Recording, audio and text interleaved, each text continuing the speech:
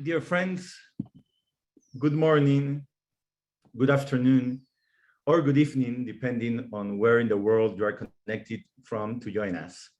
I'm Alberto Belaunde, Program Advisor for Global Advocacy in Outright Action International, and your host today. Every day, the human rights and dignity of lesbian, gay, bisexual, transgender, intersex, and queer people around the world are abused in ways that shock the conscience. The stories of struggles and resilience often remain invisible or willfully ignored by those with the power to make change. Since 1990, Outright has worked with LGBTIQ activists and organizations, diplomats and policymakers, and others key partners to advance community-focused solutions to create lasting legal and social transformation.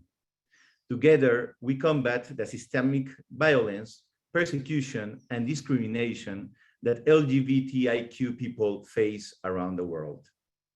In Outright, we are pleased and very excited to organize this panel to reflect on the documentary Cured.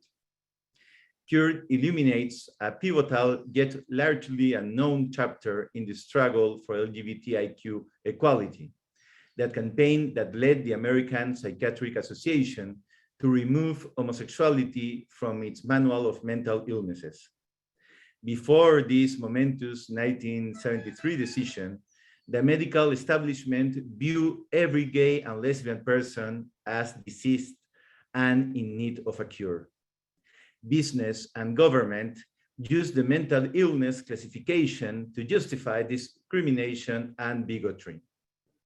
Incorporating material unseen for decades, Cured chronicled the strategy and tactics that led to a crucial turning point in the movement for LGBTIQ rights. If you are joining us today, chances are you have already seen the film. But for those of you who haven't, I'm asking Julie to help us out by sharing the documentary's trailer. Julie?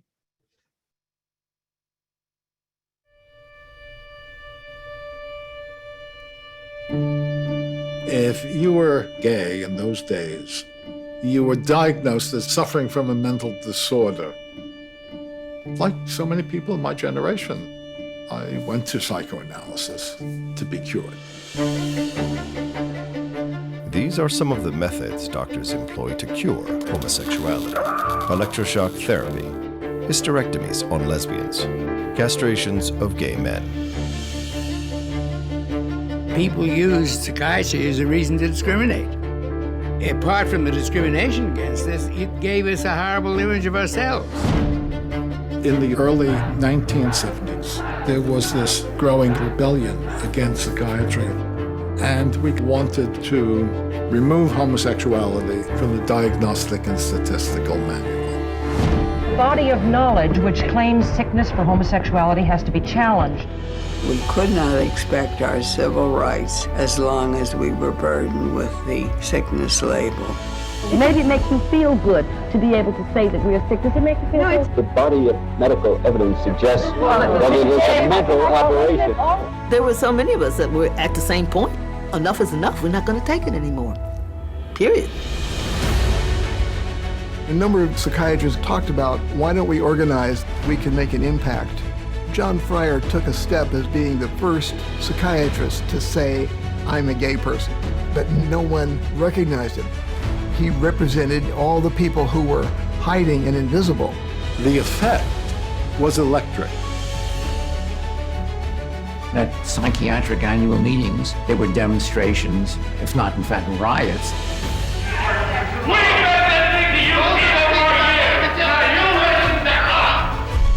Ron Gold's a gay activist. He got up there and he yelled out, "Stop it, you're making me sick." I told them in my speech, you don't have the right to decide that perfectly happy people are sick. This fight was the most important moment in gay liberation history.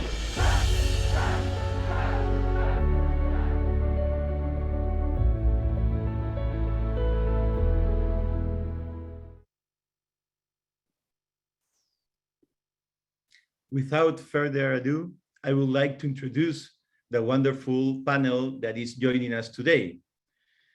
Patrick Salmon is the co-producer and co-director of Cured, along with LA-based filmmaker Bennett Singer.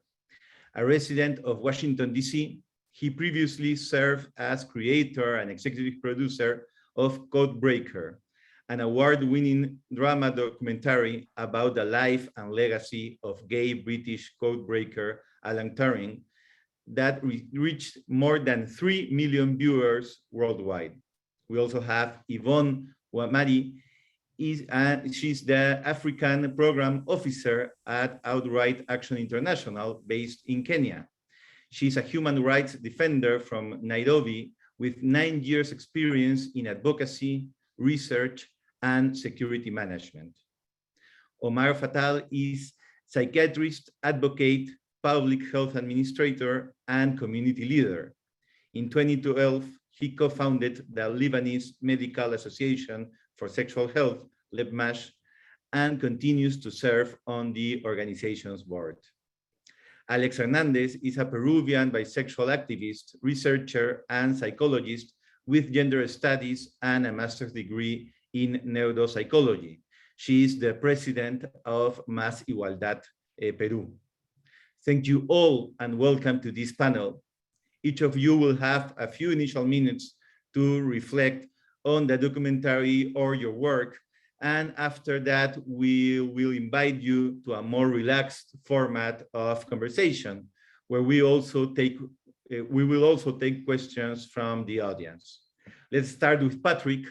Please tell us more about the film and how did you decide to tell this story?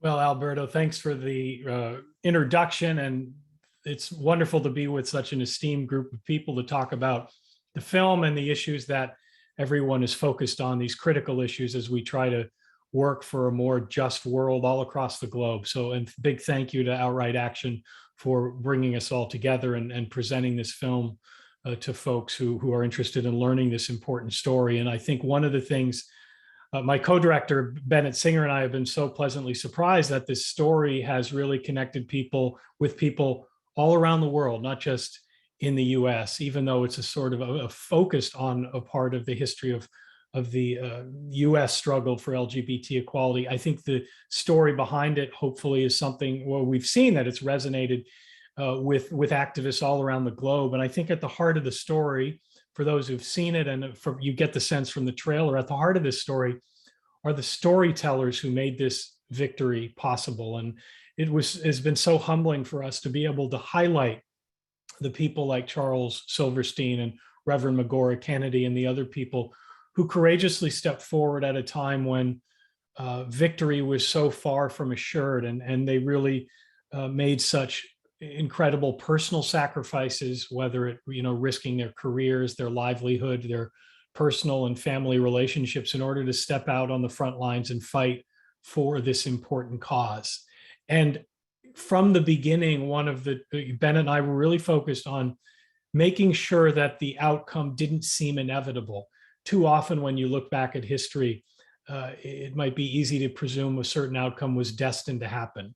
Well, we all know that's not the case, that the future we have in front of us is based on the courageous actions of individuals who step forward and work toward collective change. And that was true with this fight, so very true, because these activists face such daunting odds.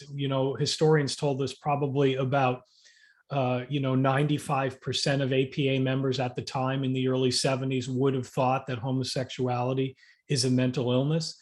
And, the opponents of that classification were undaunted by those long odds. And they just they put one foot in front of the other and just kept moving forward. And that, I think, is really at the heart of what this message is about from this film. Yes, it's about history, but it's also about the work that still needs to be done. And we really hope that this story inspires people everywhere to continue, not just in LGBTQ activism, but all around the world in social change movements. As you look around and you face apparently long odds, all you can do is put one foot in front of the other and work for the change that we know is so important to accomplish. And at the heart of what was true in this fight in the early 70s was a number of things, but one, it was personal stories. It was these activists connecting with mental health professionals to inform them about what their lives were like, because so much of the so-called science of the time was junk science. And that was one of the themes of the film as well. Dr. Frank Kameni, one of the heroes of the film, certainly talked about that in his activism, where it was a skewed sample that the so-called science was based on. They weren't talking with well-adjusted LGBT people as they came up with these classifications, people living their lives. It was people who were coming to look for help from mental health professionals. And so, it was really bad science. And that was one of the things that the activists focused on, to lay the science out for the APA, and they succeeded. And I think another important thing to talk about is that this story focused on a mix of inside and outside action. You need the energy and really sometimes anger of activists marching in the streets and metaphorically throwing rocks and putting pressure on an institution or a government. You need that outside activism to create the energy. And you saw that in the film. The activists stormed into APA meetings. They really shouted down some opponents at times. They took over stages.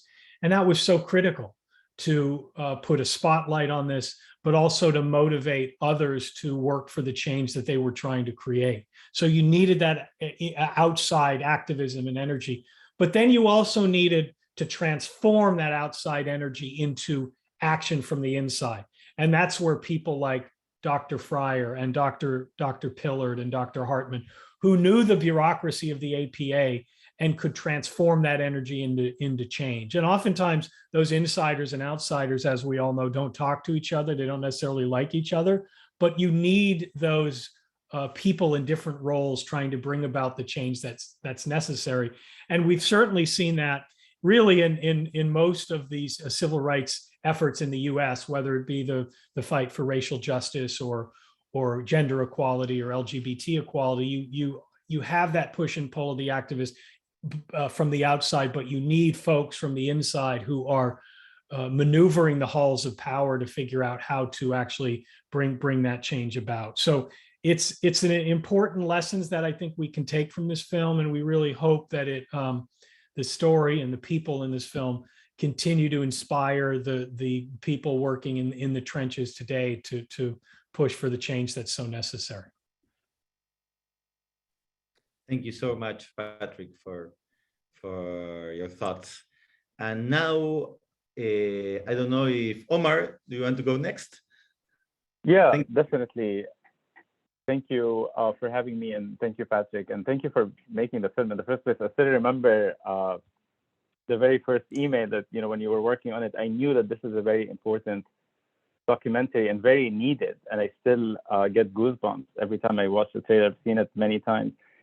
I really do think that the story in and of itself of the activism is important, but to me, this documentary is very, very important as a tool for education and awareness. And I think that that's something that was really needed in our space and you made available. I think a lot of people these days are talking about bans for conversion practices. We keep hearing about ban after ban, and I think a lot of people, that's the solution for conversion practices. I caution against that, and I think that ban is helpful, but a ban in abstract or without awareness and education might actually backfire, in the sense that it might drive conversion practices underground. We've seen in the Middle East a lot of activity happening online on YouTube or Facebook, especially if it's in Arabic. It's very, very hard for these platforms to control it. So that's actually flourishing.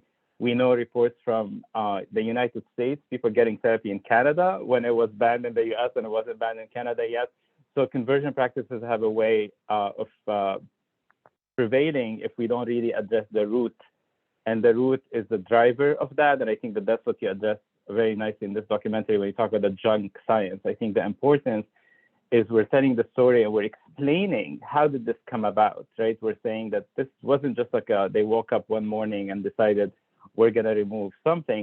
There was a lot of thought, there was a lot of evidence, there was a lot of good science that guided this decision. And I think that in and of itself, for me as a psychiatrist, I think this is something I should have been taught in medical school and psychiatry residency. And I think that, we need to undo the years and years of misinformation and teaching people the junk science. I'm part of LabMash, as Alberto mentioned, the Lebanese Medical Association for Sexual Health. And initially we started because we wanted to advance LGBT health.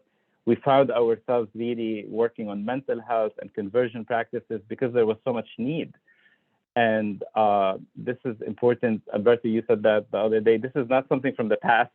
This is something that we're living today. In Lebanon, 72% of the people do believe currently that homosexuality is a mental illness. 79% of people believe that homosexual people should be treated. It's, in the report that Ami shared in the chat that Outright did, a third of people who seek conversion practices go on their own because they believe that there's something wrong with them. So this is still happening around us. And we've been trying to really focus a lot on trying to do awareness and education because we believe that we want to focus on the root cause and we want to focus on the drivers and not just simply put a Band-Aid on it and say, no more conversion practices. We did a very small community study that showed some of the stuff that I mentioned, but a lot of it is very insidious. It's like suggestions or coercion or something that might seem benign, like here's some Viagra or here's some, Xanax, maybe it could help. So a lot of these practices can be tricky.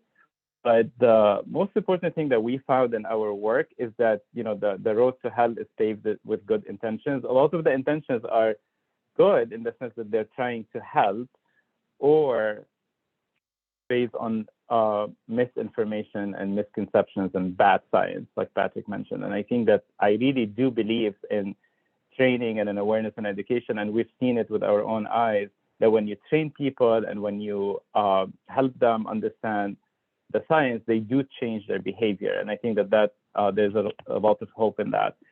The other thing, and that's something that LabMash has been actively doing for the last 10 years, the other thing that we have been doing as well, which I also believe in, is creating alternatives and creating capacity and affirmative options.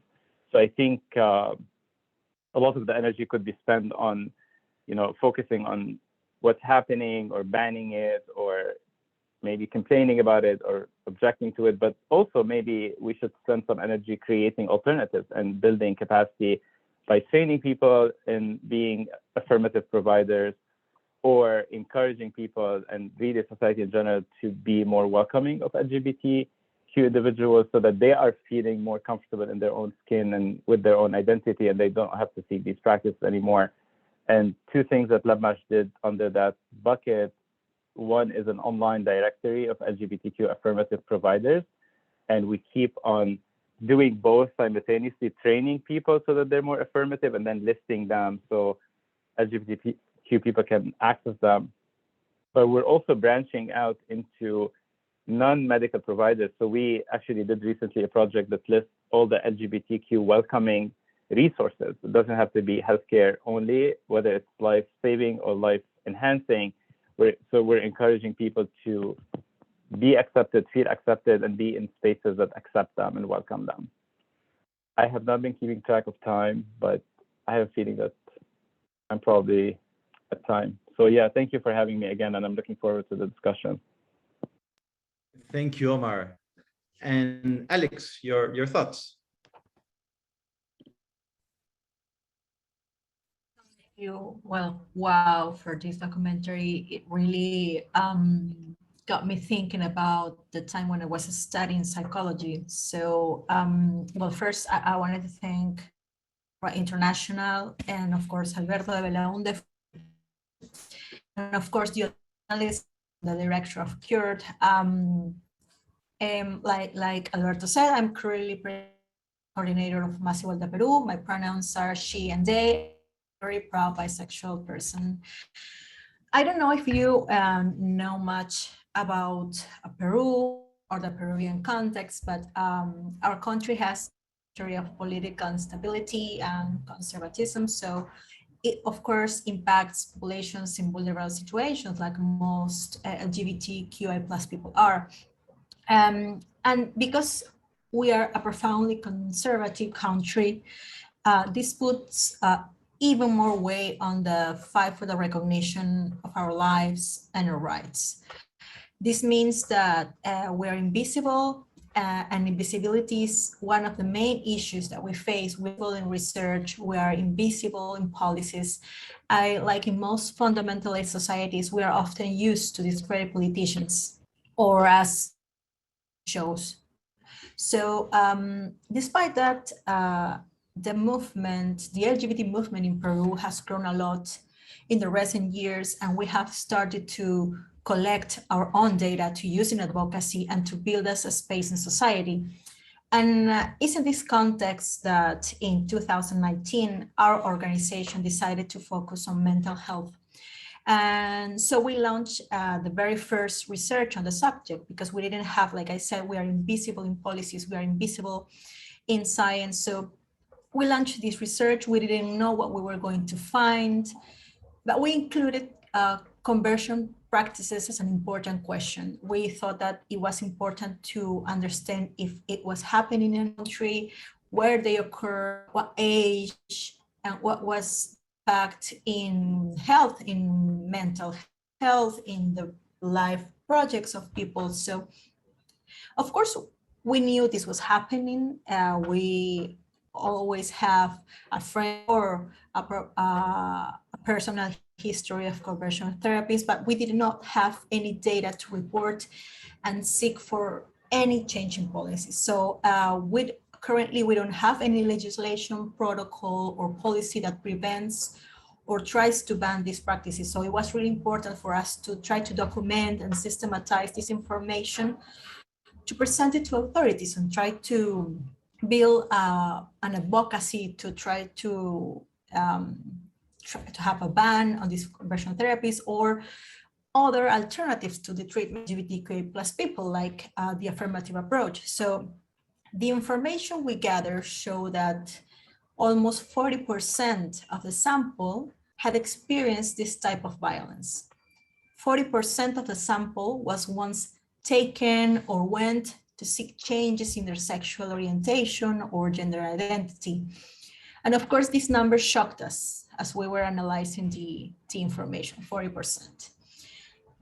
Once into this group, the information showed that 62% of these practices occurred while LGBT people were children or adolescents, and 70% of the times they were taken against their will by their parents, teachers, or religious authorities. Half of these times, practices were executed by religious authority or in a religious center. 44% were executed by a psychologist, a psychoanalyst, or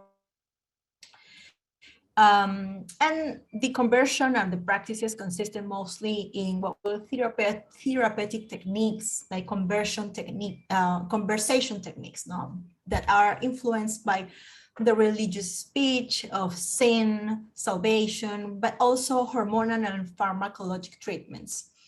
Even also 5%, even if it's a really small number, but 5% being locked up against their will, where they were, as a documentary showed, brainwashed, electrocuted, or intervened in aggressive ways. Even sexual violence and exorcisms were some of the practices that while we were doing this. And these practices had a tangible impact in their mental health and in their life projects.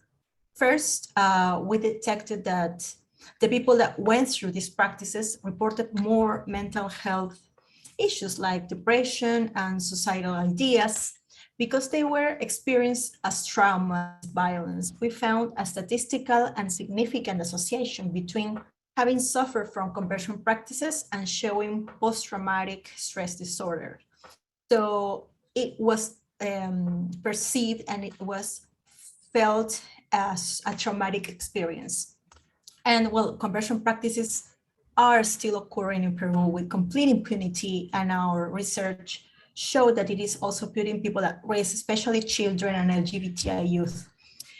And when I was watching the documentary, I couldn't but think of how share a similar story, especially when it comes to the practice of mental health. I, as a clinical psychologist, was once exposed to this homophobic and sexist and justifying this type of practices and encouraging them. Like I was taught that sexual patients maybe are like on drugs or they have like a psychotic tendency. So I can't help but relate to the experience, for example, of Charles Silverstein or John Fryer, like being a mental health practitioner and also identifying as bisexual, even in the last 15 years when I was a psychology student, and how it affected my own mental health and how this fight has shaped the way I do science and the implementation of the affirmative care for LGBT people. So the history that the cure presents is the history of how science, the efforts, it's not always represents objectivity and not always as good.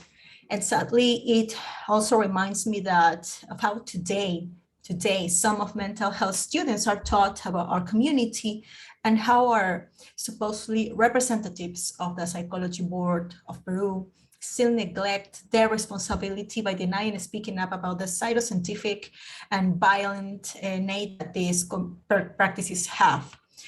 So to finish my intervention, I think we still have a lot to do. And I'm really thankful to be able to contribute to this dialogue as my peers in the documentary did years ago, to stop conversion practices and also fight for this alternative, that is the implementation of an affirmative approach to treat our community. So thank you. Thank you so much, Alex. Yvonne, we have heard the experience in Lebanon, we have heard the experience in Peru, and I'm curious about the findings of the work you have been doing in the Africa program of Outright. So if you can share that with us, that would be awesome. Thank you so much, Alberto, and thank you for having me here today. So my name is Yvonne Wamari, and I'm the Africa Program Officer at Outright Action International, where I coordinate the anti-conversion therapy conversion practices program that we have been implementing since 2019. Before I get into that, maybe I can just give a little bit of background on the work that Outright has been doing with regards to conversion therapy, because this is just but one of the initiatives that we have been working on. So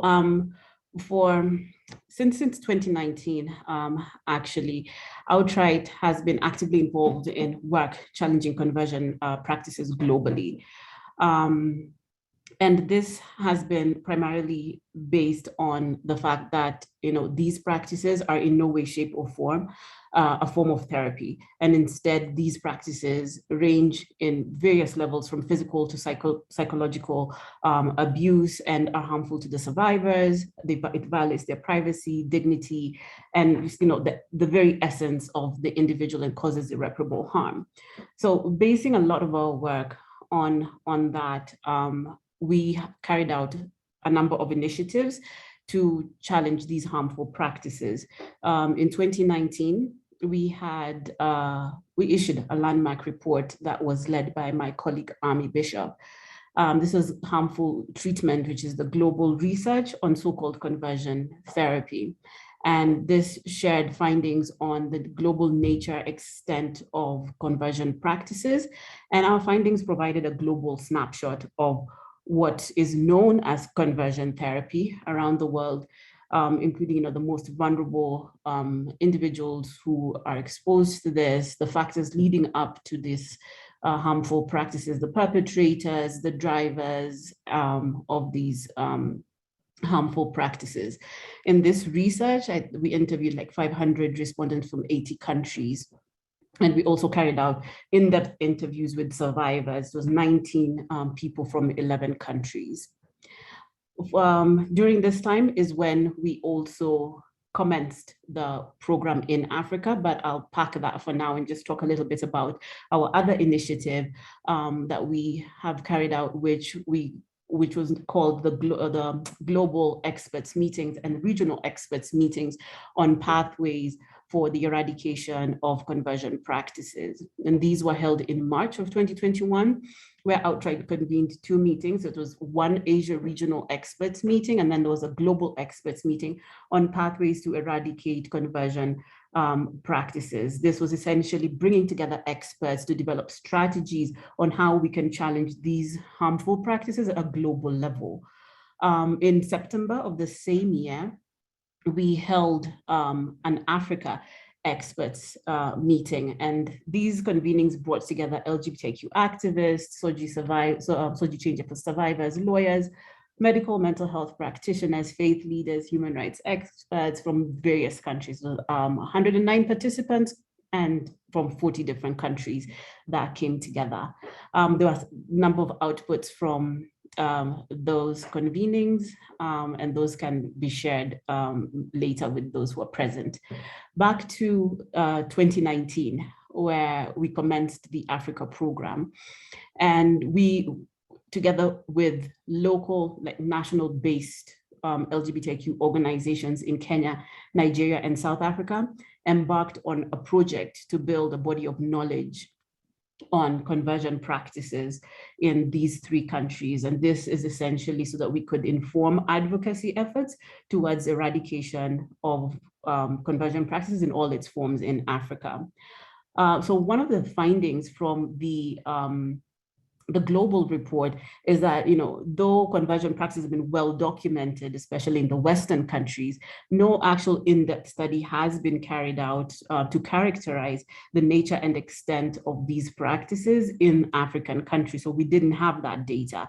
So we embarked on this research, and the 3 research reports that emerged as part of this project, which were launched in February of this year, they essentially filled the knowledge gap by providing us with substantial data on the manifestation of conversion practices in Kenya, Nigeria, and South Africa. And this contributed to the much needed evidence of the harm, and this ultimately will inform our advocacy initiatives moving forward to challenge these harmful practices.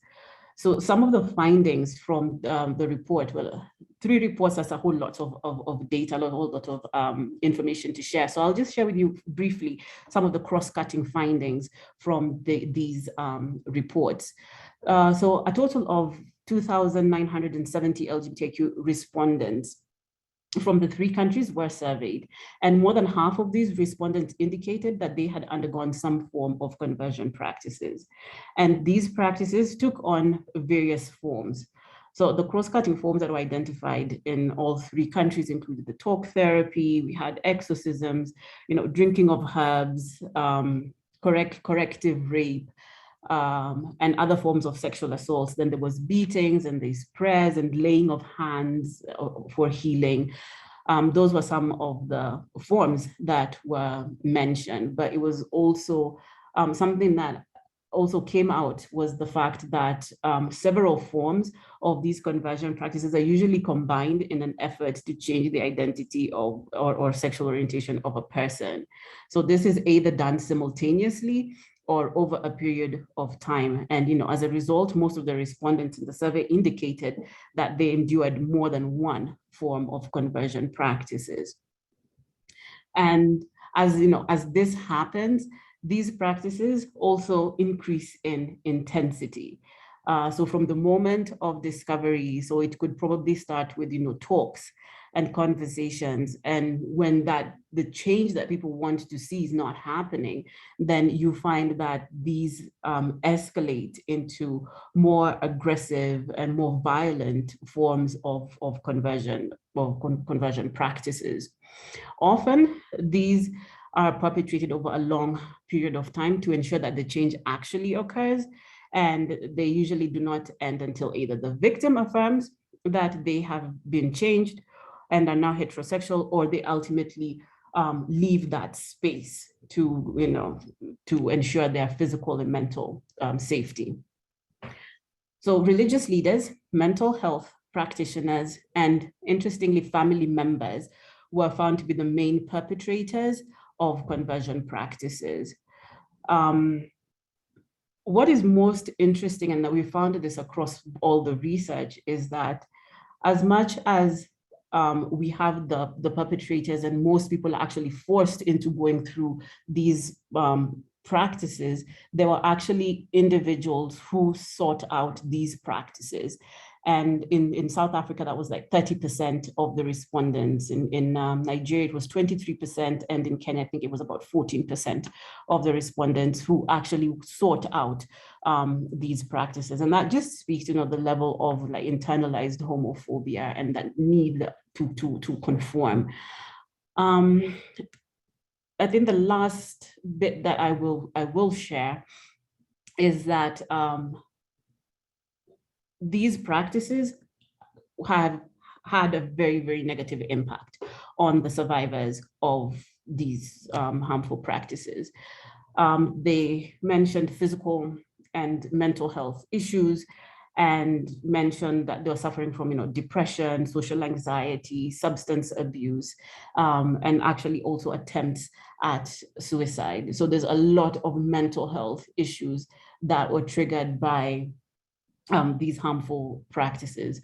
Working together with the partners, we are now putting in place a number of strategies that we are going to be implementing to try and push back and to try and work towards the eradication of these harmful practices. And as Omar mentioned earlier, there's always the talk about the ban and the legal protections against conversion practices. But one thing that we consider in our programming is the context in which we are operating in, and if legal bans is the proper way to go. So our strategies at this point, working of course in Kenya and Nigeria that still criminalize consensual same-sex relations, that is of course not an option in these countries. And we're therefore looking at different strategies and different strategic engagements so that we can push back and get a few gains in terms of protections, but not necessarily at this point looking at legal bans. Perhaps in South Africa, but also that is something that we are interrogating at this time. But we're also trying to empower people with information. So there's a lot of dissemination that is ongoing right now on the manifestation of the nature, extent, and impact of these harmful practices with the different stakeholders, policymakers, religious leaders, traditional leaders, mental and medical health practitioners, and different actors.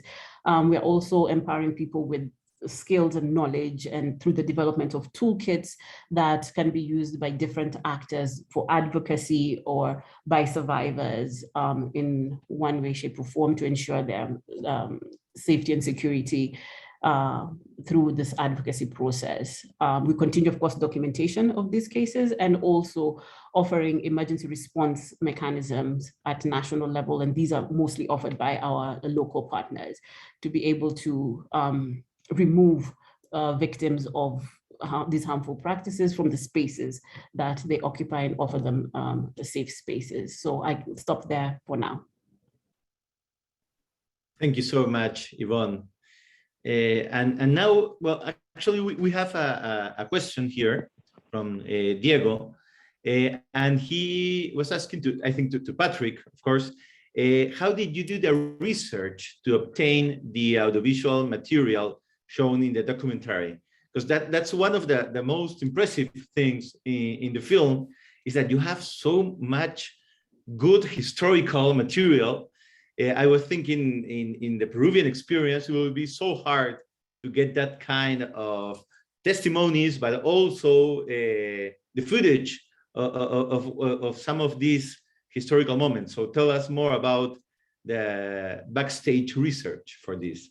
Yeah, it was quite a mountain to put together. And before I answer that, though, I'm really moved to hear about the work that's being done all around the world, and the themes that all of you touched upon amplified this sort of understanding we had that the story from the past is so relevant to today. And hearing hearing all of you talk about the present day work and the research you've done is so consistent with the way that the activists we interviewed back in the late 60s and early 70s felt about the fight, but also felt about themselves. That was one thing in particularly that resonated with me, that the idea that people seek out the treatment, and it's understandable in terms of the cultural and religious pressure, but it's so similar to some of the storytellers in the film. Like I think of Ron Gold, who was at the time a gay liberation activist in the early 70s, and he said he felt that he loving another man, he felt sick and he felt like he shouldn't be doing it. And so that sort of internalized homophobia is so much at the heart of the work that is so critical. In terms of the research, it really, Alberto, you alluded to it earlier, but our stories are often deleted from history. And it's so important to tell them and find those stories. And we and our team on Cured really spent years uncovering these pieces of the story. We had two archival producers, Murdu Chandra and Luann Jones, who literally scoured the globe looking for different visual elements. My co-director, Bennett Singer, likes to joke that at the start of the film, we were sort of pitching to funders that we wanted to make a film about meetings and conferences. We weren't really sure what would be out there. And so it was really, as I mentioned, a years-long effort where, there are probably 200 different copyright holders for the visual elements that are in the film. So for each of those, we would have to license them, or there's a legal doctrine that allowed us to use some of it for free. But the heart of it was really trying to find visual elements to support our main storytellers. So Reverend Kennedy, we see her on that talk show where she confronts David Susskind, such a compelling moment. And then we have the Charles Silverstein on the 60 Minutes episode. So we're able to see those present day reflections. And then at the same time, we're seeing either film or photos of those activists at work in this fight decades ago. So that really brought the fights from the past into the present day as we heard their reflections. But it really was a comprehensive effort. And we visited about a dozen archival places in person. You can't just, we'd love to be able to find everything online, but it's, as all of you know, you have to sort of roll up your sleeves and wear out the shoe leather and dig through boxes. And that really was key in uncovering some of the incredible pieces we have to be able to tell this story. So for me, it's quite amazing how we're talking from 4 different countries, 2 different timelines, and still there's so much in common. And I want to give the opportunity to anybody who wants to jump in to reflect on that. How this documentary about a specific time frame in a country can at the same time makes us all speak about these challenges and these realities that sounds like we are talking about the same society, even though, of course, there are some particularities to every experience. So I don't know if someone wants to jump in, maybe Omar? Yeah, no, I mean, definitely. What I was just exactly thinking that, especially listening to Alex speaking and then Yvonne, and I'm like, for a moment, I was like, wait, is this Lebanon or is this Peru or is this, South Africa? So I think that this is really, and I'm not sure, it's just kind of fascinating, the fact that we're so different, but yet almost exactly like when Alex said the hormonal treatment, like that's exactly what we heard in Lebanon when we did our study. It's just giving them hormones because, they think that, so I think that so this is definitely helpful. And I think that we have done a good job, and a big thanks to Outright, honestly, for really, really leading the way on this to bring us together from different countries and facilitate the convenings that Yvonne described. I think those were huge. So I think that there's a lot to learn from each other, knowing that there's so much in common. But I think exactly what Yvonne said, we have to be very careful though, because I think that there is tendency to just copy and paste and say, oh, they did this in the US, we should just implement it in Lebanon. And I think that just to kind of be careful that not the same interventions work in the same setting or in different settings, and just kind of like really tailor the approach while being informed of what is happening elsewhere. So I think, to me, that's the message that I've been walking away from all these meetings with. Alex, I don't know if you want to jump in. Yeah, I think this story is our story, and we can relate a lot to the same struggles that we're currently trying to prevent that it happen. We also want to be able to document the existence of conversion therapies, and it's really difficult to do that because of the nature of this violence that mostly occur to adolescents and childs. And how can we ask them to report their own parents? So it's really, really hard to try to document, but I think the focus has to be on prevention, and the focus has to be on the affirmative approach, and try to train our mental health practitioners in this form of therapy. And that what I love about affirmative approach is that it's not also focused on the client or the patient, but it's also focused on the practitioner.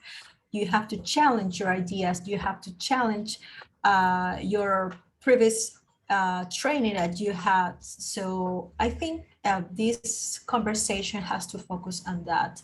And of course, it's really complex to understand why a parent or why a teacher that supposedly wants the best for the children will take them to these forms of torture or violence.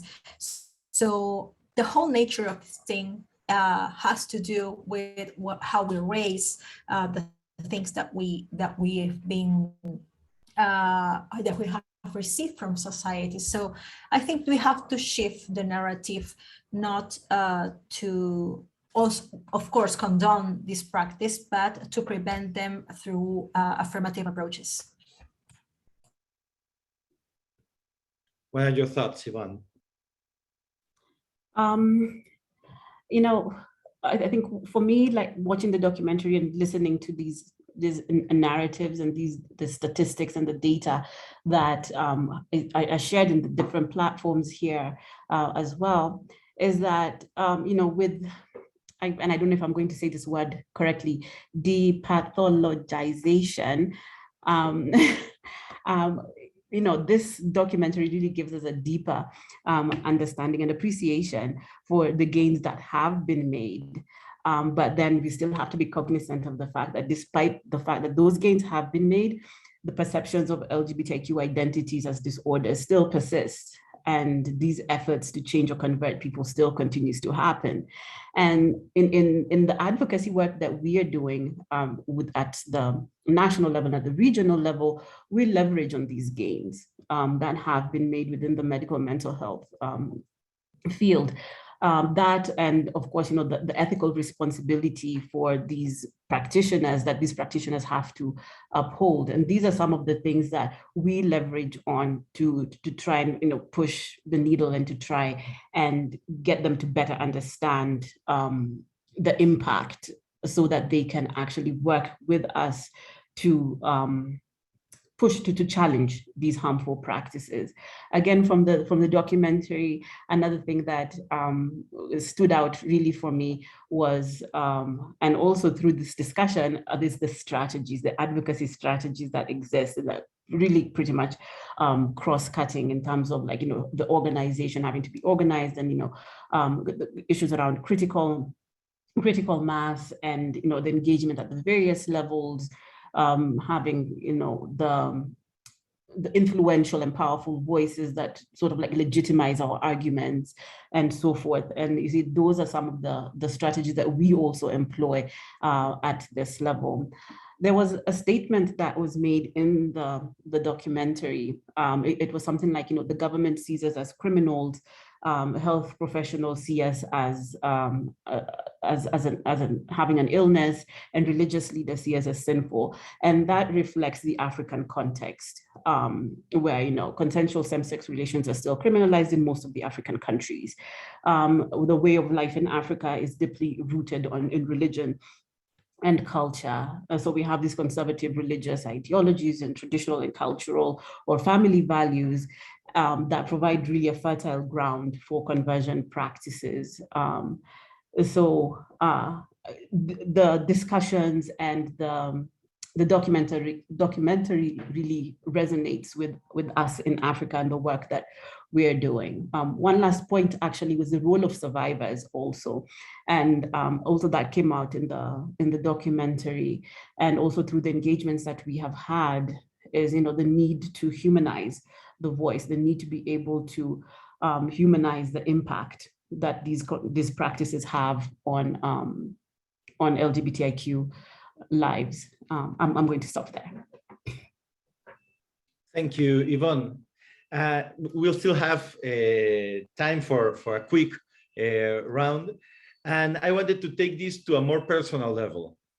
Last year, I was walking around a library in the United States, and I found this book called The Deviance War.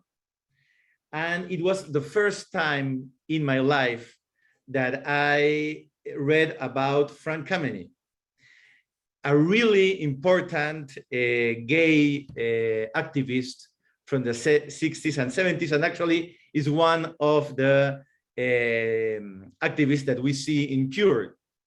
And I started thinking, after reading the book and after watching the film, about the historic activists in my own history in Peru, that as Frank didn't receive a lot of attention in recent years, and thanks to Cure and thanks to this book, he got. But I was thinking about the leaders in Peru and in my own story. And I thought, for example, about Eddie Blumen. He used to be outspoken, cranky activist that went to every single TV show during the 90s to defend gay rights against the most hateful people and against all this environment in the 90s in Peru against gay people. And he was so brave and he was so clear in his message. And for me, he was really important. And I was dreaming on, it would be so cool to have a documentary or to have a book about him and about other activists, historic activists in Peru. So I wanted to ask each of you, including Patrick, about this historical activist that is important for you from your countries, and one you would like to see their story in a book or maybe in a film. This is going to be Patrick's next project. No, I mean, I can go first very quickly because I honestly thought about this so much. And, when I first moved to the US back many years ago, I was reading a lot about the movement here and the Matachin Society and how it all started. And I was always fascinated with Stonewall and everything. In Lebanon, it started very similar, actually, and completely disconnected. Like, definitely 100%, I guarantee you it was not copied, but there was a secret group called Club Free that got together. And it's like when I even wrote an article about it, actually. But I would love for that to be captured. It's not really one person, and in these cases, it's really not fair to ever, for me to name people, because I feel like so many people come together to make these things happen, and it's never like, some people get obviously the spotlight, but I know for a fact that so many people and so many organizations had to come before me in Lebanon, starting in 2003. To get us to where we are today. And I would love if Patrick can take this on as his next project. I'm kidding. But if that could be documented as the history and the movement of LGBT rights in Lebanon, for example, that would be amazing. Thank you, Omar. Patrick, what do you think? Well, I appreciate hearing about that, Omar. It sounds like a really compelling story. And Alberto as well, reflecting on on the Deviance War in particular, we were fortunate to have Dr. Eric Cervini, the writer, the author of that book, was on our board of advisors. So he was so helpful to us, helping us understand the best way to spotlight Frank's work in the film. For me, I think I would love to make a documentary about the woman behind me, Barbara Giddings, and her partner, Kayla Husen.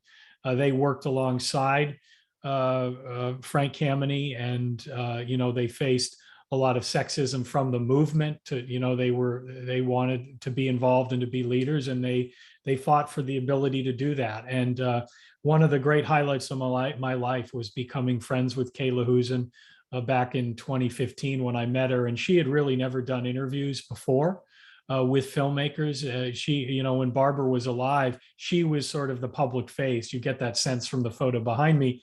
And Kay was taking photos and behind the scenes. And so it was so meaningful to me that Kay decided to participate. When I first, I actually wrote a letter to Kay at her nursing home, asking if I could meet with her to talk about the film. And she called me and she said, Patrick, I'd love for you to come and see me. How about you come to dinner at the nursing home? So what time should I get there? She said 4:30, which was funny.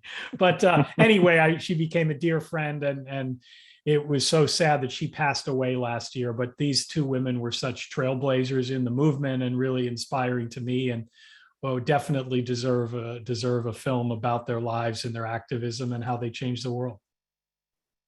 Thank you, Patrick. Alex, what do you think? Who comes into your mind? Well, of course, you said it earlier.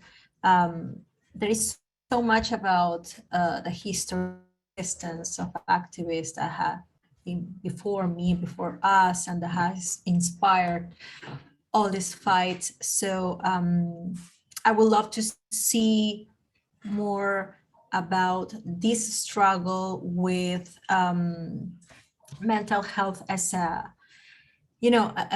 system and as a practice, and how we approach and how we think about our mental health and how we think about our community in those terms. Because of course, the European model of mental health and the European and the system does not always integrate our experiences in our way, and how we seek also treatment, and how we seek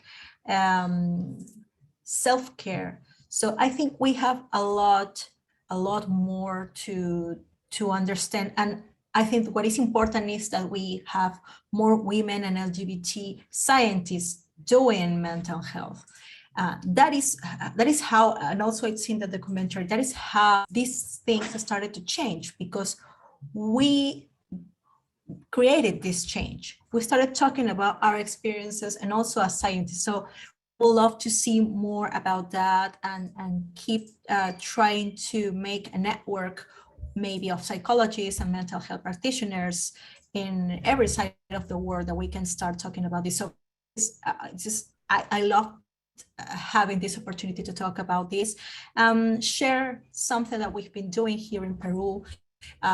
We have a long way to go still, and you know that, Alberto, we have been working together like for 3-4 about this. So I think we still have a lot to do, but we have to start listening to our LGBT scientists and our LGBT psychologists to start making this change. Thank you, Alex. Yvonne, tell us. What would I like to see? What would I like for us to document? I would like for us to document our stories, our work. I would like for us to document what it is that is being done now, and the activists, the resilience of the activists that are going through and doing the advocacy work right now, the survivors who are part of the advocacy work right now, so that in another 10, 15 years, we don't have another Alberto asking the question that you're asking, because we'll already have documented that. And as human rights activists and human rights defenders, one of the things that we usually fail in is documenting our own stories and documenting our successes and our achievements and the gains that we have made. So definitely that is something that I would like to see happening right now.